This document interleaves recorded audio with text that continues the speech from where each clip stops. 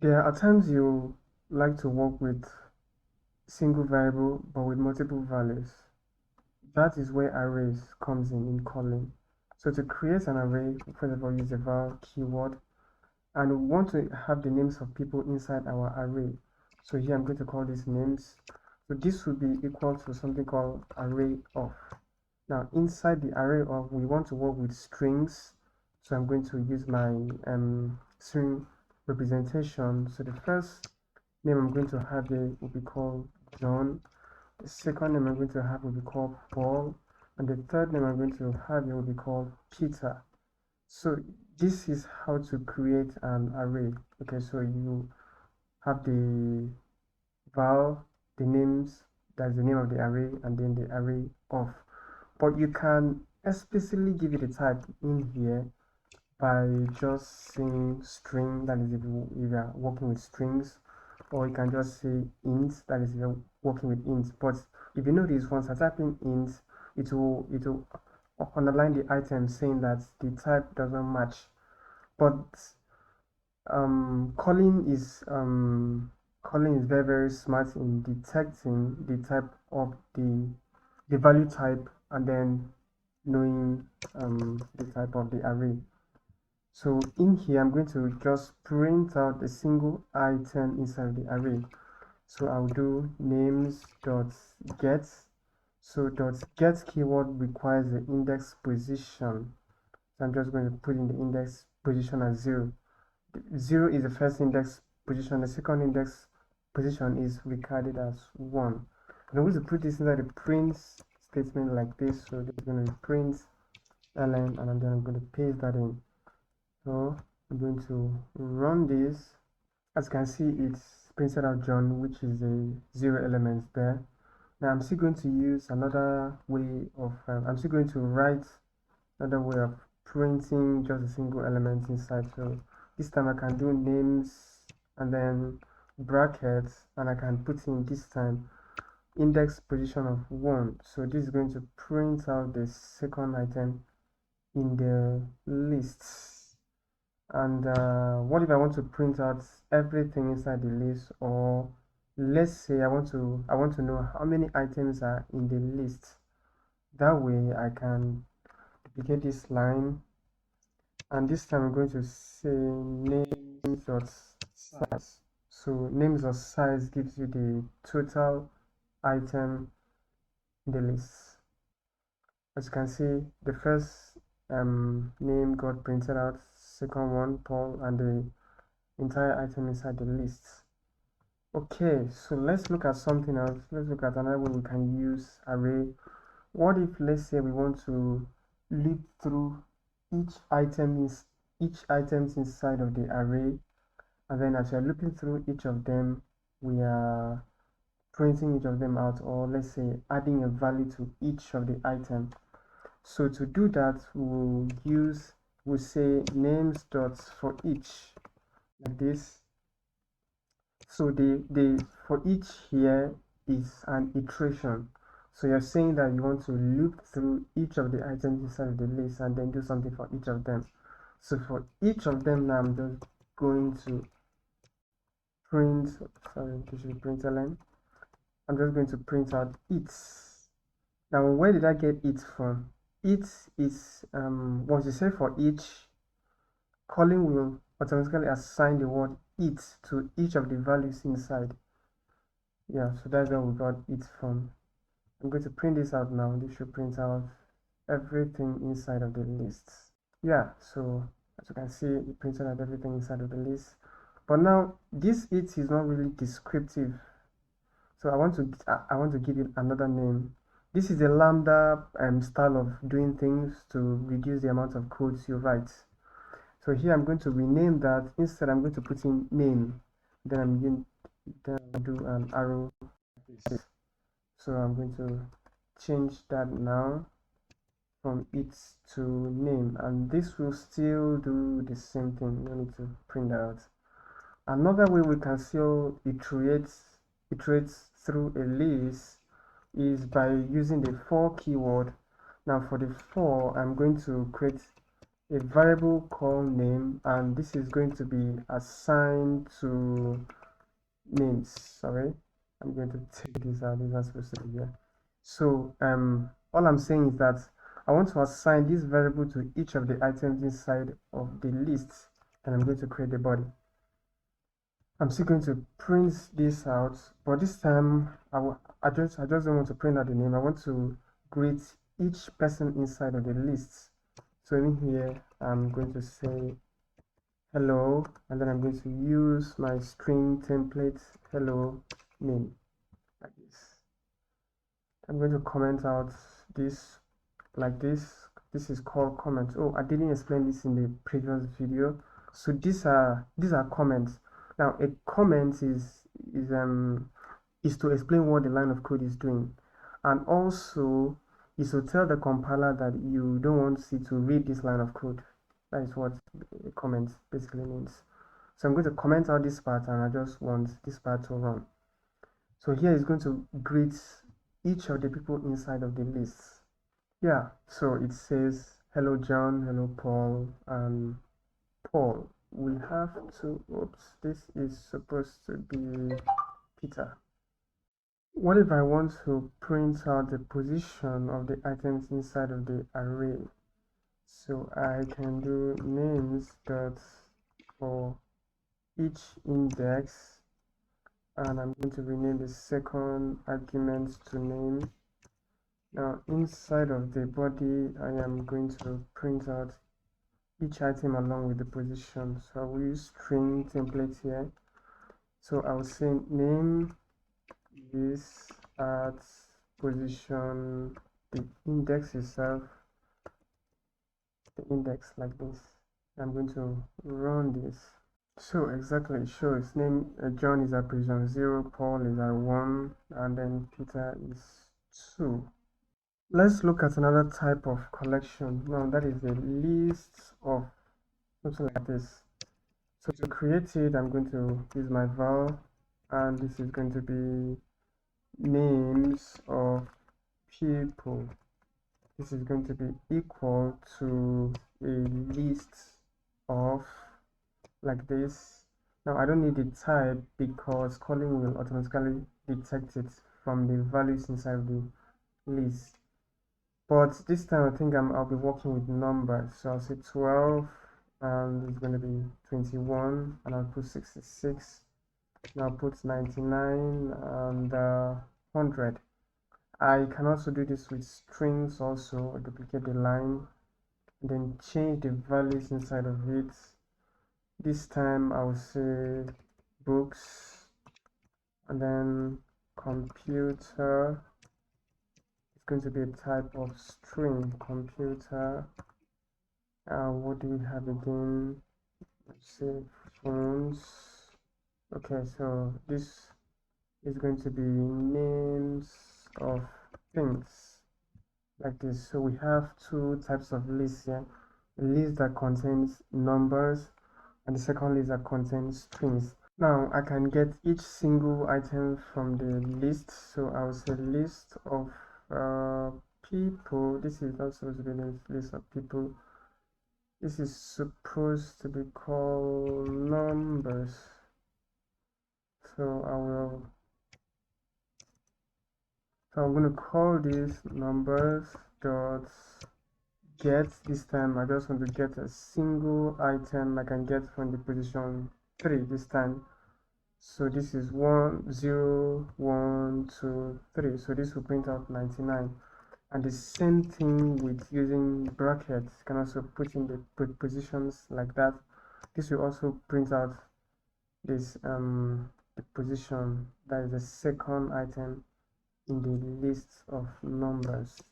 I can do that with list and names of things also, names of things, but this I'm going to use the for each, and I can print out each of the elements inside of it. I don't want to hit the play button now because it's going to give us the same result we got from the other ones. So I'm going to put in it, and I can also use another type of iteration, which will be names of nope, I'm going to do no, like this, for, and then names inside names of things, like this.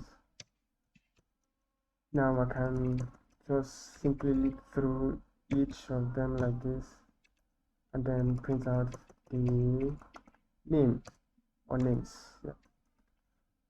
Yeah, so this is a list. This is a list. Now we're going to talk about another collection. Another collection we have in Kotlin is a map, like this, map of. So map takes in pairs. Pairs is a pair is a wrapper class that takes in two items.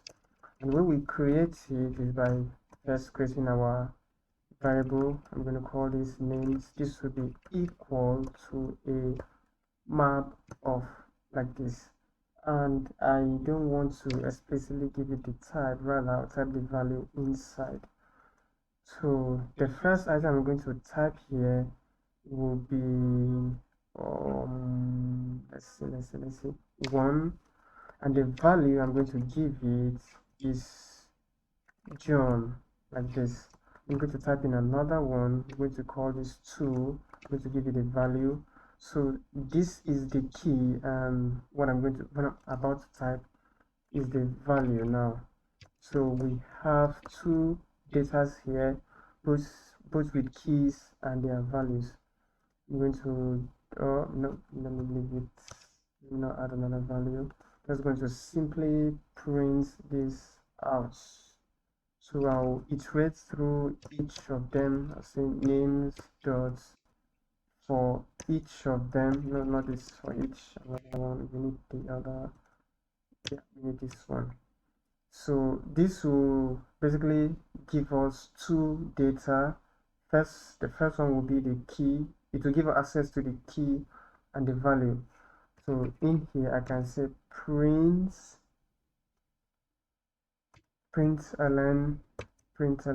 like this. But I want to write out the names of each of the items here by myself. I don't want this thing. So not descriptive enough. So the first one is going to be called a value. The first one is going to be called a key, because that's the first. Then the second will be called a value, and that should be it. Now, after writing like this, so we now have access to each of them. But I'm just going to print out the keys only, and let's see. Yeah, so 1, 2, so we have the keys now. I'm going to print out the key and the value. So I'll use string template here. I'll say key. I'm just going to use this arrow to represent each one in each line, and I will say the value. Printed that out. So there we have it. We printed out the key and the value itself. To understand this concept of key value pairs, I'm going to modify this map to take in more arguments. But this time I'll be working with strings and integers at the same time. So the first argument, or the first key I'm going to pass here, will be called first underscore name, like this. Now the value is going to be John, and then the second argument I'm going to pass is the last name. Then the value is going to be Doe, like this. Then the third argument will be the age, and the key is going to be a string. The value this time is going to be a number. So to really understand this concept of using the key to get a value, is I'm going to print out each of the elements inside of the map now, just for you to understand. So I will do names dot get this time. Now I want to know the last name or the first name of the person. So I need to type in this key here, and you need to type in the correct thing. That's why I copied and pasted, because I don't want to make a mistake. So I want to know the first name of this person. So I'm going to print this out here. John. So John is the first name of this person. I'm going to print out the rest of the values as well. I'll duplicate this line. Now print out the last name of this person. So what is the last name of this person, and what is his age? So print out the age now. There we have it. We have John, we have Doe. This is supposed to be Doe, not Bruce. So John Doe, and his age is 20. I'm going to modify this a little bit. So cut this and paste. So his first name is, and I will use string template here. So like this, and then I'll paste it here. This will be names.get. But if you want to use methods inside string template, you need to use a curly brace like this. So this will be names.get first name. So this is first name. I'm going to copy this line, and then I will paste it in here like this. So his first name is, then this will be called his last name is dot get the last name, and I will also do the same thing for the age. Also copy and paste. So, and he is something years old. So copy, cut this out like this, and this should be he is dash years old. So I'm going to change this to the age, and I'm going to run this. So his first name is John, his last name is Doe, he is 20 years old. So that is how to use maps in Kotlin. There's one thing to note when using collections in Kotlin. Collections in Kotlin are immutable by default. That means that when you initialize a collection, maybe let's say a list or a map, you cannot add values to it by default. This is what I mean. For example, in the first line we have a list of data, so remote, computers, and paper. Now let's say I want to add another items to this. So if I say things.add, as you can see, the method is not even there. So which means I cannot add this in because I've already initialized it and it is immutable by default. But what if I want to be able to add data at runtime? So what I can do is to change this from immutable to mutable. So I will say mutable lists of like this. So once I say mutable list of, I can now say pick, and then I can add bottles to this. As you can see, I can now add items at runtime, and I'm going to print out everything inside of the list. I'll use the print ln like this and print out things. Oops, sorry, things. And I'll press the run button. As you can see, computer removes paper and bottles. The same thing goes to map. I still cannot add data at runtime to this map. So for example, I'll say map.put. The put method doesn't even appear. But if I should change this to mutable map of, I can now add things inside the map. So say names.put, and I want to add another value inside. So in here, I'm just going to use the key. The key will be a type of string, and the value will also be a type of string. So I'll say place of birth, and the value is going to be, let's use the country for example, let's say USA. So place of birth, USA, and I'm going to print out the names like this, and I'll say names. I'll omit this other print because I want only the map to print out. So as you can see, it printed out the old values and also added the new values.